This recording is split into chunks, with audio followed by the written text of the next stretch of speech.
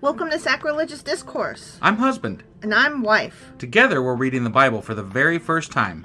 We grew up without religion and wanted to know what all the fuss was about. Well, what have we learned so far? That God is a dick, and apparently some people believe in talking donkeys? We're not trying to pass ourselves off as experts. Nope, we're just reading the Bible for the first time and giving our first take reaction. If you'd like to join us in this venture, you might consider starting at episode 1. Otherwise, jump in wherever you like. All right, let's go read the Bible. Yeah, let's get to it.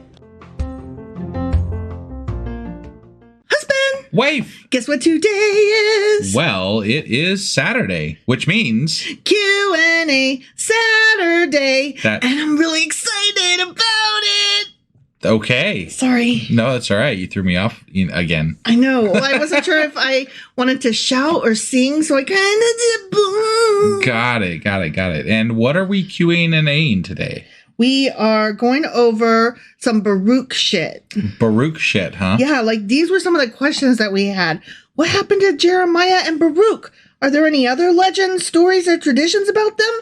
Did Baruch go on with the remnant in Egypt? Or did he go back to Babylon? Did they both just die and disappear into the annals of history?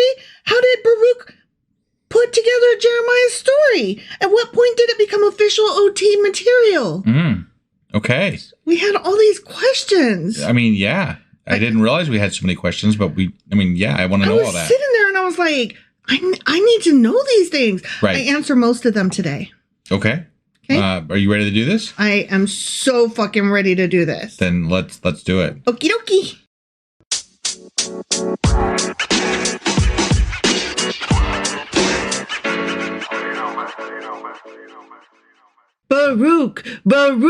Baruch is on fire. You have been dying to do that. I know you have. Yes. You mentioned, I don't know if it was on the podcast or not, but you mentioned that was what it reminded you of. I don't know why, but it did. Because it's... And now I can't hear his name without thinking of that fucking reference. So thanks for that. We're going to learn about him today in our I know. Q&A. It's like one of your last chances to get that out. So True. You just had to do it. There's only so much of Jeremiah left. Yeah. And then... Especially Baruch, maybe.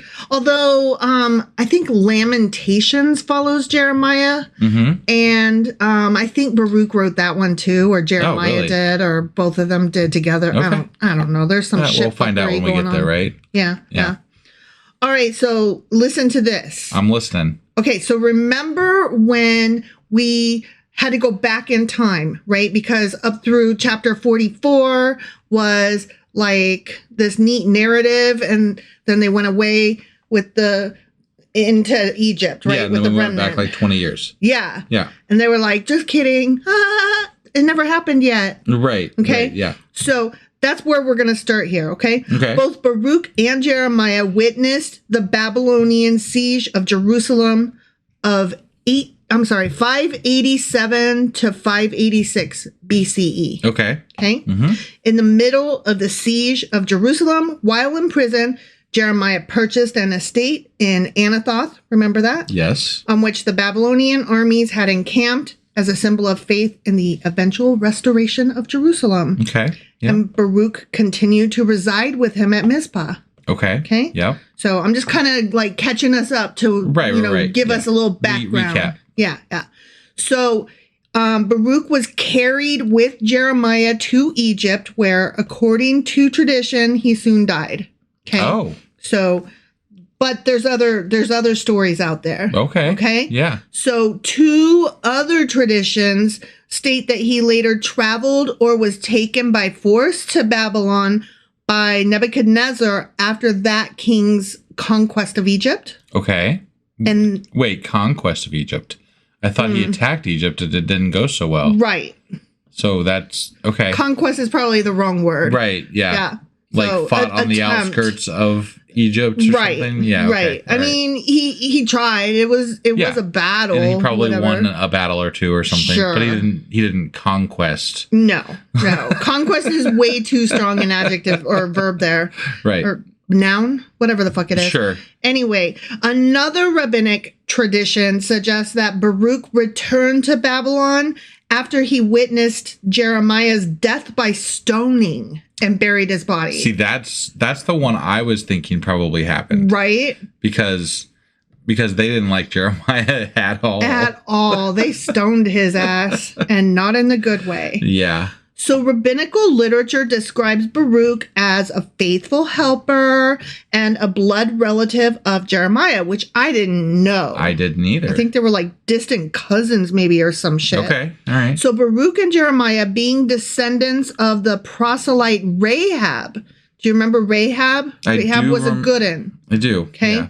Yeah. So this must have served as a humiliating example to their contemporaries, because they were like, you know, the people who are around them, right? Yeah. We're looking at them like, how far you've fallen. Got it. Because y'all are talking shit. You're getting beat up in public. You're going to jail. Right. And, you know, you're doing this weird, wacky God stuff. And, your family must be so embarrassed. But still, his book ended up in the Bible somehow. But they didn't know that at the time. Right. And remember, during our last episode, we suggested that perhaps it was because Baruch was such a good salesman. Right. Which I tend to think maybe is the case. Okay. Okay. Right. Yeah. So, these guys belong to the few who hearkened to the word of God, right? Yeah. You know, nobody else in their family, like, we don't know them. They weren't like hardcore prophesizing Prophets. Doing the prophets. Doing the prophecies. Yeah, right. You know? Yeah. So, okay, one midrash, you know, that's the Jewish writings. Yeah. Okay. One midrash regards Baruch as synonymous with the Ethiopian Abed Melech, the guy who pulled Jeremiah out of the jail. Okay. Who rescued Jeremiah from the dungeon, and states that he received his name Baruch, which means blessed, because of his piety. Recall, Abed Melech meant servant to the king. So there was like a question over whether that was his actual name or title. And even if it was his name, it was a nameless name. I call bullshit on that one.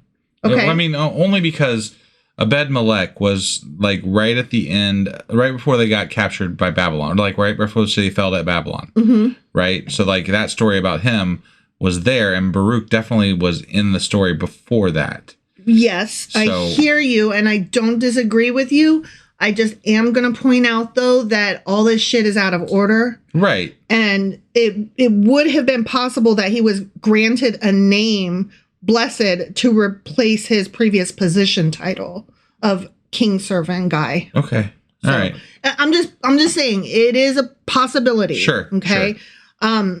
According to one story, though, because Baruch's piety might have prevented the destruction of the temple, God commanded Baruch to leave Jerusalem before the catastrophe so as to remove Baruch's protective presence.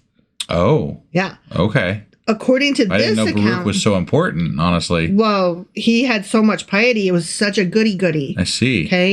Even better than Jeremiah, right? I didn't know that. Right? No, I mean... They didn't make that clear in the Bible. No. This is just, again, another story Other out stories, there. Okay? Right. Yeah. According to this account, Baruch then saw from Abraham's oak at Hebron the temple set on fire by angels who previously had hidden the sacred vessels.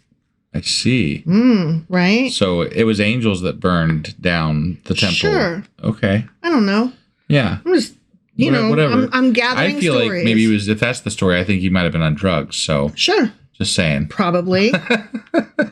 So there's this group of rabbinic sages whose views are recorded in the Mishnah from approximately 10 to 220 current era CE. Okay. They are called the Tanaim.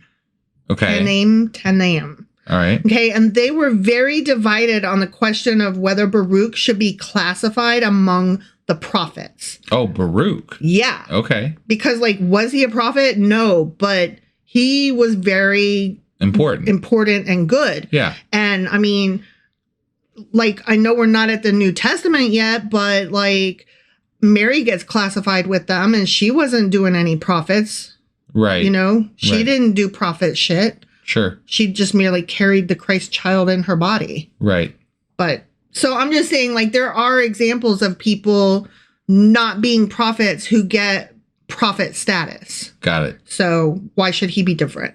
So according to one of these guys, the Tenem, Baruch complained because the gift of prophecy had not been given to him. Remember we talked about that? Yeah. And Baruch therefore found consolation in the fact that when Israel was exiled to Babylon, there was no longer occasion for prophecy.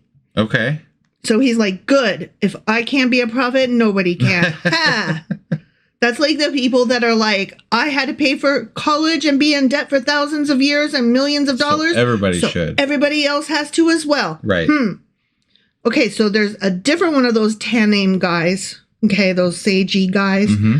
And that guy, as well as the Talmud, they do include Baruch among the prophets and state that he prophesied in the period following the destruction. Oh. Okay. So there is not agreement as to whether or not he's classified as a prophet. Got it. Okay. Interesting. Yeah. Interesting. It was in Babylonia also that Ezra studied the Torah with Baruch. Oh. Yeah. Like, Wow. I didn't realize that those tours overlapped. Yeah, I didn't either. Like, this going back and forth in time is really confusing when you're trying to line up. Wait, you said somebody, his contemporaries. Who were his contemporaries? Because I don't hold year number things in my brain. Right. So I'm like, oh, he was there with Ezra. Okay. Yeah. And they was doing their studying together. Okay. All right. Okay. Yep.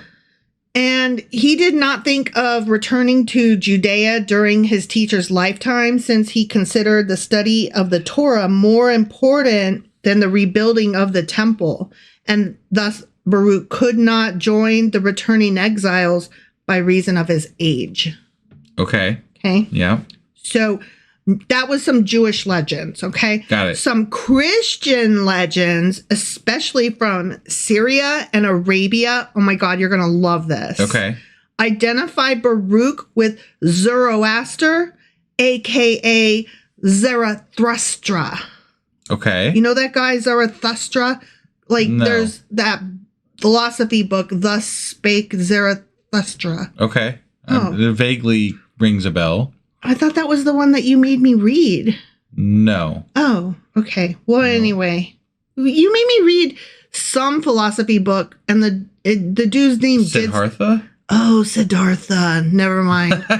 Oh, shit. Okay. Like way yeah, something totally different. Yeah. Okay. Sorry. I had my letters confused. Yeah. Like a Z and a S, they kind of make similar sounds. And so, like, that's how I store names sometimes. Yeah. Okay, so yeah, I fucked that up. But anyway, so Baruch was sometimes identified with Zarathustra, a religious reformer and the spiritual founder of Zoroastrianism. Okay. So let's talk about that a little bit. Sure. Because what the fuck is that about, Yeah. right? Yeah.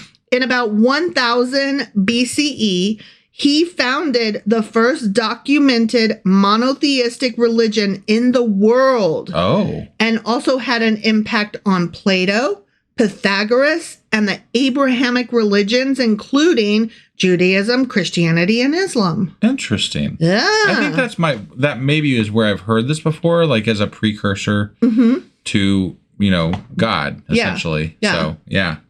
Zoroastrians believe that he was a prophet who transmitted God's messages and founded a religious movement that challenged the existing traditions of ancient Iranian religion. Okay. Okay. So it's a common belief, but only in one small area. Sure. So, like, if you're in that circle, it's super common. You go out of that circle and not so much. Right. But still. Yeah. These Christian legends give much information concerning Baruch. Okay. Okay. So, listen to this. Remind me again, how does Baruch relate to the Zoro whatever? He might be that guy. Oh. Yeah. Okay. Yeah. They're saying But that if this was founded 1,000 years BCE, how does that even come close to Baruch? I don't know. Okay. What the fuck do I know? All right. I'm just telling you what the story says. Yeah. Okay. Okay. So, angry because the gift of prophecy had been denied him. I mean, we talk about that over and over and over again. Yeah. He was so salty. Yep. And on account of the destruction of Jerusalem and the temple, he left Israel to found the religion of Zoroaster. Okay. Okay. The prophecy of the virgin birth of Jesus and the story of the adoration of the Magi is also ascribed to Baruch Zoroaster. Really? Mm-hmm. I mean, I know that those stories predated Christianity. Yeah. So it's not hard to believe that somebody was out there singing that song. But it's interesting that maybe this guy is the original. He's the OG. Yeah. That's funny. Yeah. It is difficult to explain the origin of this curious identification of a prophet with a magician, such as Zoroaster was held to be. Okay. Among the Jews, Christians, and Arabs. Like, how did that happen? Yeah, nobody knows. Right. Okay, so one thought is that in Arabic, the name of the prophet Jeremiah is almost identical with that of the city of Urmia, where it is said Zoroaster lived. Okay. So, I don't... Sure. I'm like, I think you're stretching, but okay. Right. In some stories, Zoroaster was believed to be a descendant of Ham. Really? Yeah. Okay. Interesting, right? Yeah. And according to Genesis chapter 10, Cush, the Ethiopian, is a son of Ham. According to this tale, the Persians believed that Zoroaster had been taken into heaven in a chariot. And according to the Jewish legend, the above-mentioned Ethiopian was transported alive into paradise, an occurrence that, like the translation of Elijah, must have taken place by means of a vehiculum.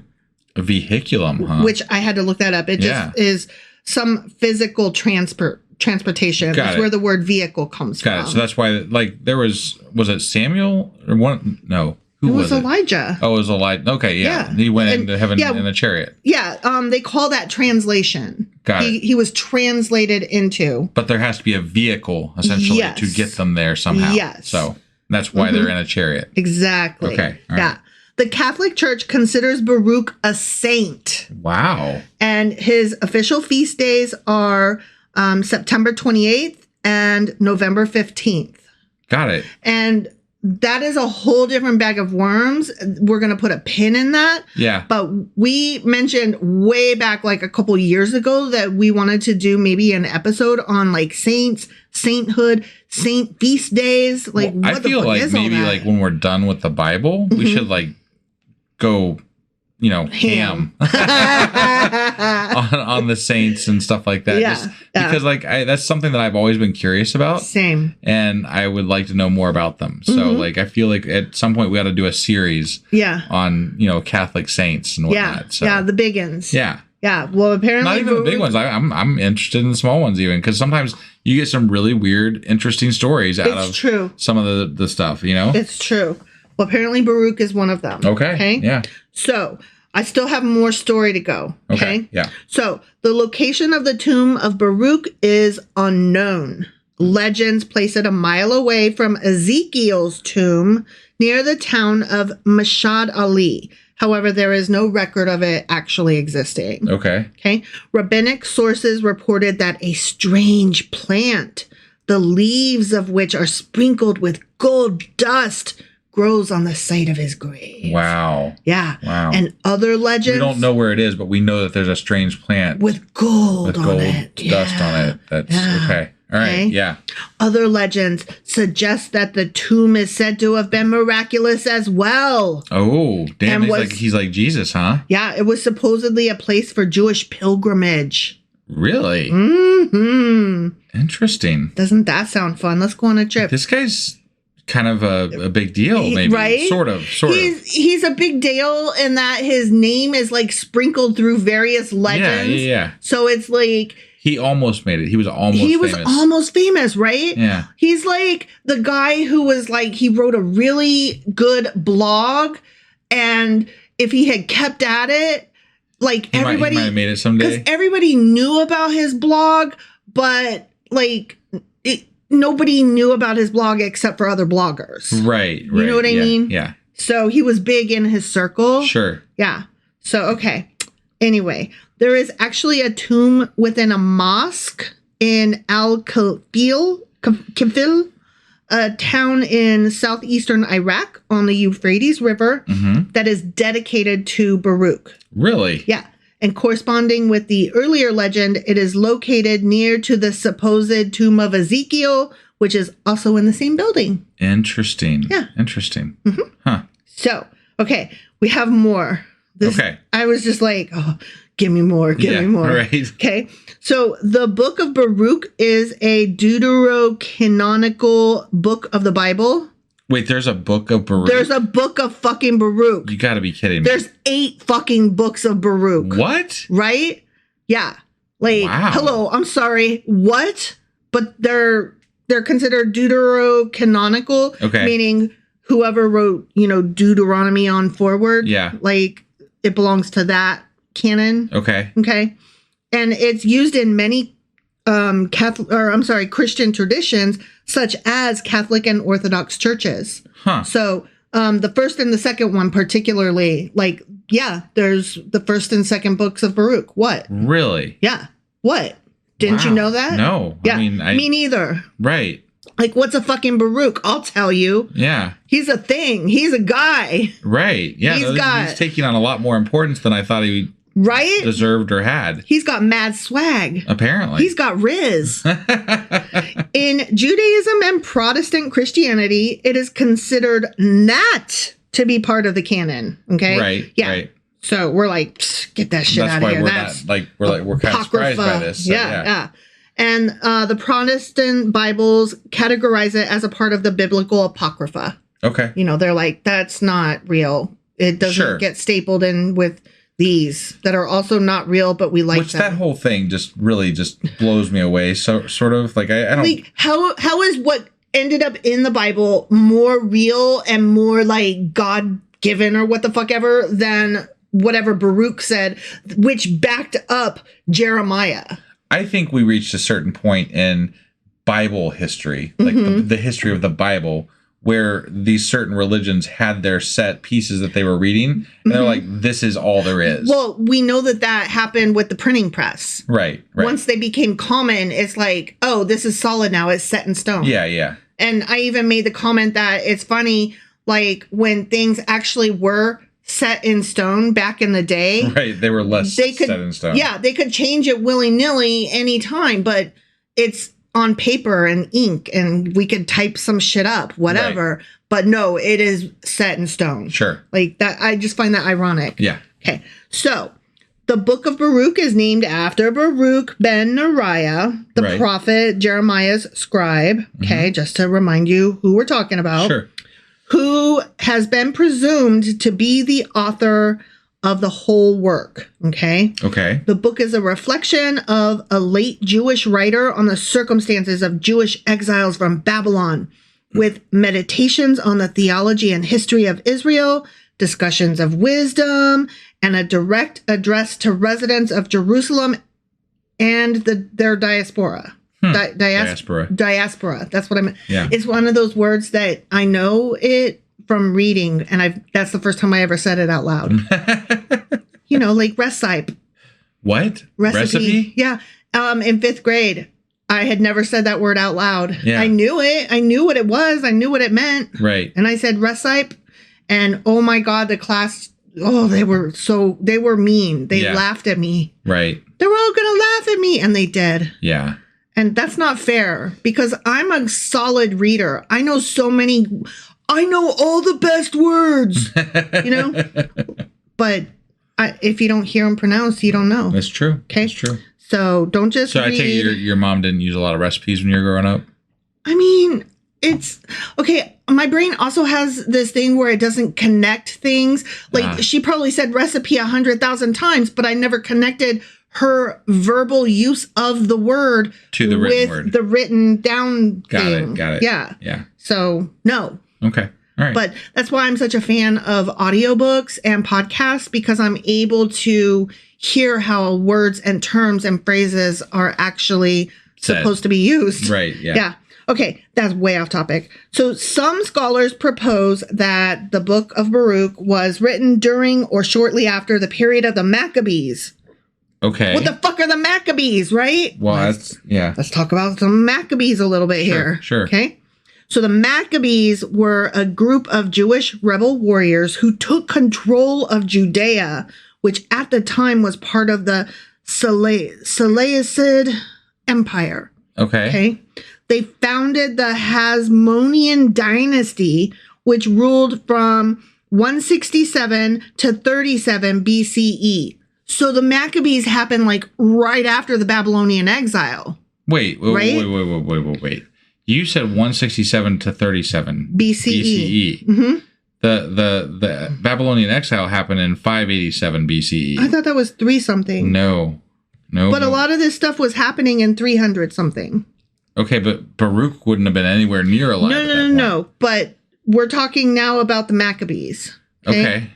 And so the Maccabees founded this dynasty, okay? Yeah. And they reasserted the Jewish religion, expanded the boundaries of Judea by conquest, and reduced the influence of Hellenism and Hellenistic Judaism. And I don't know if you're aware, but Hellenism is Greek influence. Right. No, I'm sure you knew that, but there may be somebody out there who didn't. Yeah. So that's what Hellen means. Right. Hellenistic stuff is Greek stuff. Okay. So the Maccabean story is preserved in the books of the first and second Maccabees. Okay. Which describe in detail the rededication of the temple in Jerusalem and the lighting of the menorah. Okay. So it's odd that it's not in our Bible because it's pretty fucking important, which I thought it was because I had been looking at a Catholic. You said the other day. I was like, I didn't think I would have bet my life on it. I didn't want to argue with you. No, I would have bet my life on it because I had seen it in a separate Bible that I reference sometimes, but it's got more Jewish and some Catholic stuff in it. Right. So the Maccabees are all up in that. Yeah. So, okay. So these books were not part of the Tanakh, the Hebrew Bible, which came from the Jewish canon. However, they were part of the Septuagint, the Greek stuff. Okay. Which is funny because, like, the Maccabees were trying to get rid of Greek stuff. Right. You know? Right. So it's interesting. Yeah. But the Septuagint was written by that Greek pharaoh, which that would have been Egypt, not necessarily Greek. Mm-hmm. So the influences would have been different influences. That's probably, true. So. That's true. Both books are included in the Old Testament used by the Catholic and Orthodox churches. Okay. Since those churches consider the books deuterocanonical. Okay. So they count. Yeah. Okay. Mm-hmm. They are not included in the Old Testament books in most Protestant Bibles, since most Protestants consider the books apocryphal. How dare. Got it.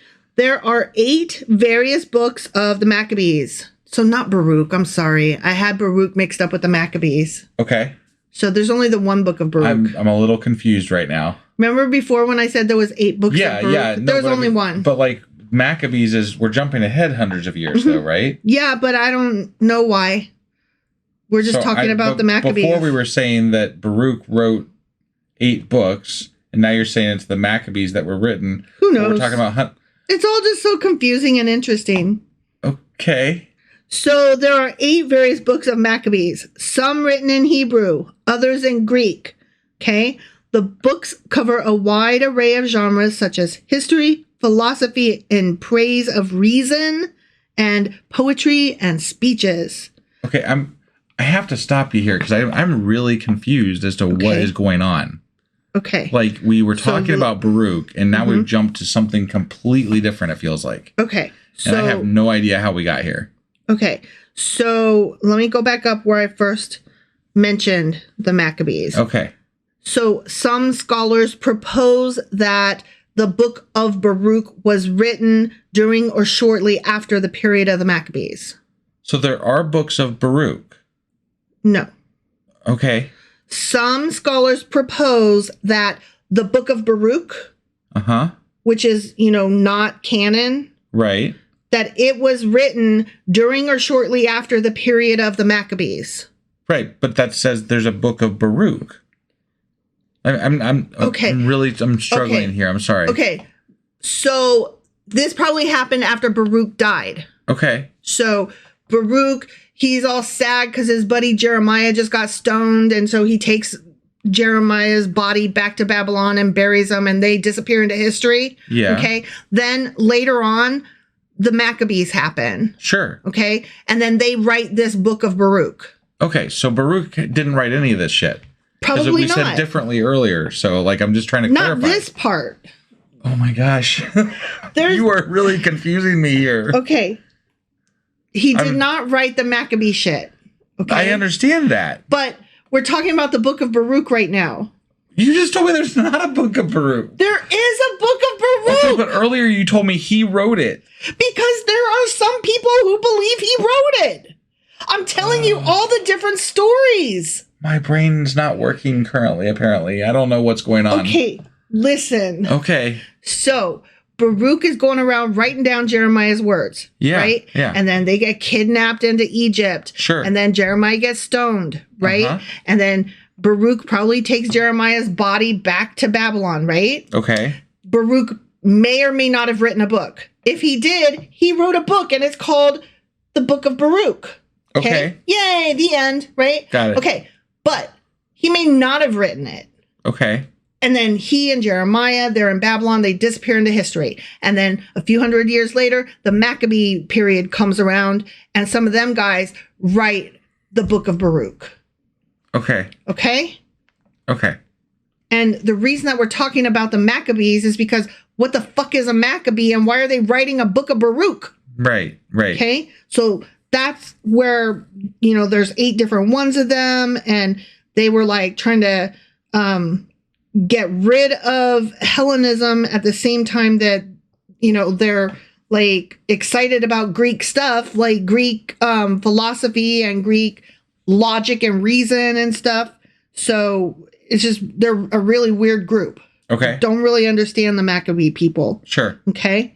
So these books are not the Maccabee books. Mm-hmm. There's 8 of them. They are not part of the Tanakh, the Hebrew Bible, Right. which came from the Jewish canon. However, they were part of the Septuagint, the Greek translation. Right. Right. Okay. Both books are included in the Old Testament, Maccabees 1 and 2. For the Catholics and for the, yeah. Yeah, and for the Orthodox churches. Right. Okay. But they're not included in the Old Testament books and most Protestant Bibles because they're apocryphal. Right. Okay. Now we're caught up to where, so may I read? Sure. Okay. My notes. Okay. There are 8 various books of the Maccabees. Okay. Okay. Some were written in Hebrew and others were written in Greek. All right. The books cover a wide array of genres, such as, do you remember? Because I already said this part. Okay. History, philosophy in the praise of reason, poetry, and speeches. Got it. Okay. Okay. So now we're leaving the Maccabees and we're talking about the book of Baruch. Okay. Okay. Whoever wrote it. Got it. Okay. It is sometimes referred to as first Baruch to distinguish it from second Baruch, third Baruch, and fourth Baruch. Okay. Okay. You have got me really fucked up here. Because, like, I asked you if there was a book of Baruch, and you're like, yes, there's 8 books of Baruch. And then there was, like, a book of Baruch. And now there's 4 books of Baruch. Because I got confused. I got the 8 number from the Maccabees. Okay. There's 8 Maccabee books. There's 4 Baruch books. Okay. But not just one. There's 4. Yeah. And possibly Baruch wrote all 4. But possibly he didn't. I'm going to guess he didn't. Okay. That's my guess. Okay. Okay. Yeah. So anyway, the earliest known manuscripts of these Baruch books were written in Greek. Okay. Okay.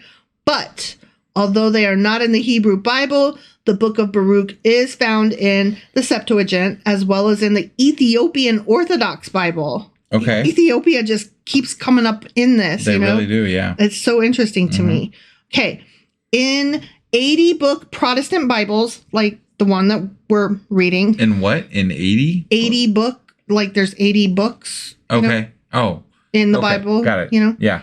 The book of Baruch is a part of the biblical apocrypha.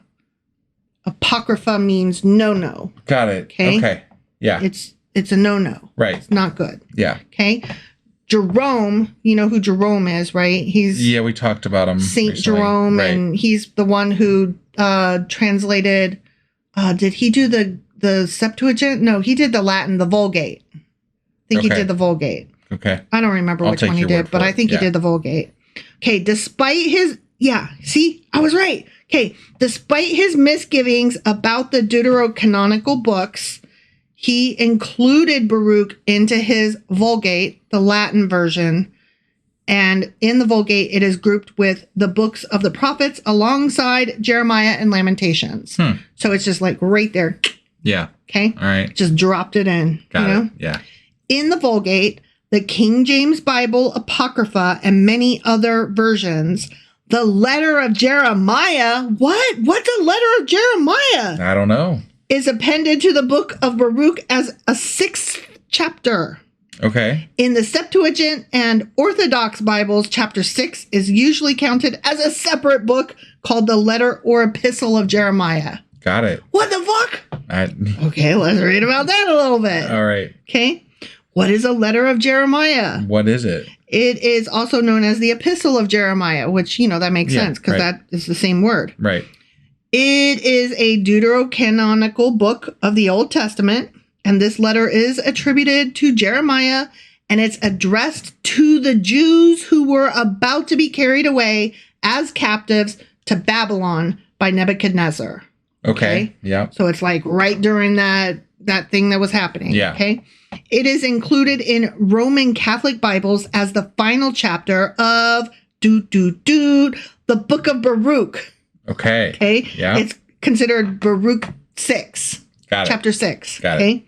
It is also included in Orthodox Bibles, but as a separate book. So it's not listed as Baruch chapter 6. It's listed as its own separate book, the letter of Jeremiah. Right, yeah. So the biblical book of Jeremiah does contain the words of a letter sent by, the book of Jeremiah is what we're reading right now. Yeah. It does contain the words of a letter sent by Jeremiah from Jerusalem to the captives in Babylon. That was in Jeremiah chapter 29. And they kind of alluded to some communication like that in Jeremiah. So exactly. Okay. The letter of Jeremiah portrays itself as a similar piece of correspondence. Got it. So this is just supplemental, essentially. Yes, exactly. Right. Most contemporary scholars agree that the author was not Jeremiah, though. Oh. Because, of course. Right. The author may have been a Hellenistic Jew who lived in Alexandria, but it is difficult to say with certainty. And I love a note that can say, Right. The earliest manuscripts containing the Epistle of Jeremiah are all in Greek. Okay. Okay? Mm-hmm. In recent years, though, the tide of opinion has shifted, and now the consensus is that the letter, in quotes, was likely originally composed, even though the earliest one that we have is in Greek, it was probably originally composed in Hebrew or Aramaic. Is that apologists saying that, or is that like actual scholars saying that? That's scholars saying that. Okay. Yeah. All right. Scholars they're dating it based on words that appear. Like, for instance, there was one place where Jeremiah referred to, in the letter, he referred to 70 years instead of 7 generations. Okay. And he would have said 70 years. Okay. Because I forget how they came to that conclusion, but there was all this research done into his writing. And apparently he tried to shy away from saying 7 generations because that thought struck his heart or whatever. Like he fucking hated it. Got it. So the fact that just little things like that, like just phrasing and translations of words that he used, they're like, I don't know about this. I don't think this was originally in Greek. Right. I think what we have is a copy. Okay. Okay. All right. Yep. A translated copy. Right. Okay. So the letter itself is actually a rant against idols and idolatry, which that tracks. Right. Yeah. Right.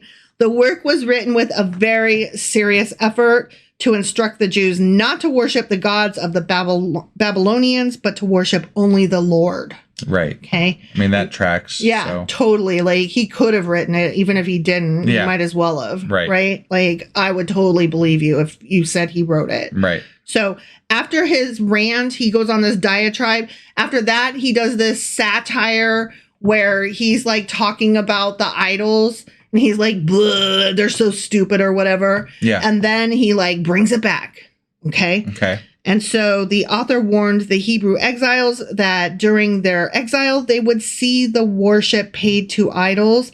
And the author begged the people not to participate because the idols were created by men without the powers of speech, hearing, or self-preservation.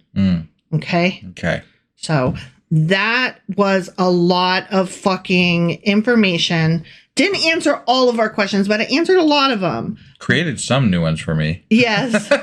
Yes, I'm sorry. I feel like I contributed to you not following, but I also am going to go out on a limb and say, but you were not following. Some of it was me, but some of it was you. Okay. All right. So the questions that we originally had were what happened to Jeremiah and Baruch, which we told some stories. Okay? Right. Are there other legends, stories, or traditions about them? Yes. Yes, there are. Right. And we discussed them. Did Baruch go on with the remnant in Egypt? Yes. But then no. Got it. Right? Yeah. Or did he go back to Babylon? No. And then yes. Okay. Right? Yeah. And how did Baruch put together Jeremiah's story? Nobody knows. Right. Any more than we know any of the other ones. Yeah. And at what point did it become official OT material? That is probably going to be like one of those Council of Nicaea things where, you know, those guys at their big conference table, and that'll be a special for another day. Sure. Because I don't know a lot about that. Right. Okay. All right. So that was our Q&A for today? That was our A and Q. Answer and question. Yeah. All right. So that'll do us for today, I guess. And then let's see, we're gonna be back tomorrow with our Sacrilegious Book Club. Right. And then I will get the weekly wrap up out, and then we'll be back on Monday with Jeremiah chapter 46. And I just want to add real quick. Yeah. You guys, you should really come to the book club tomorrow and listen, because it actually covers a lot of the time period that we're in and relates. Okay. Like, I was pretty excited about it. So I think you'll like it. Okay. Sounds good. Well, we'll see you guys then. Bye.